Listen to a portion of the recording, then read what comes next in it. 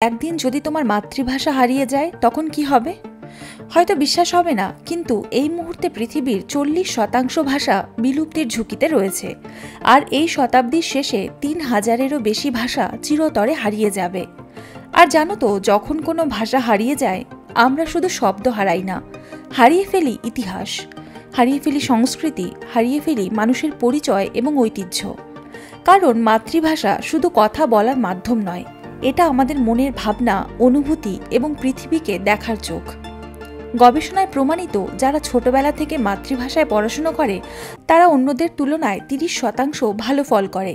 কিন্তু দুঃখের বিষয়, আজ অনেক স্কুল এবং অভিভাবকরা শুধুমাত্র ইংরেজি ভাষার দিকেই ঝুঁকছেন। তাহলে আমরা কি করতে পারি?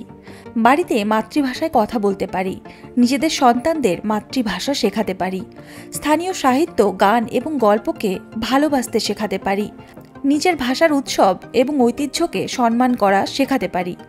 আর সবচেয়ে গুরুত্বপূর্ণ, মাতৃভাষায় কথা বলার জন্য কখনো হীনমন্যতা বোধ করো না। ভাষা শুধু শব্দ নয়, ভাষা হলো আমাদের শেকড়। আর সেই শেকড় একবার হারিয়ে গেলে আমাদের অস্তিত্বরই একটা বড় অংশ মুছে যাবে। তাই এসো নিজেদের মাতৃভাষাকে ভালোবাসি, বাঁচিয়ে রাখি, কারণ ভাষা একবার হারিয়ে গেলে আর ফিরবে না।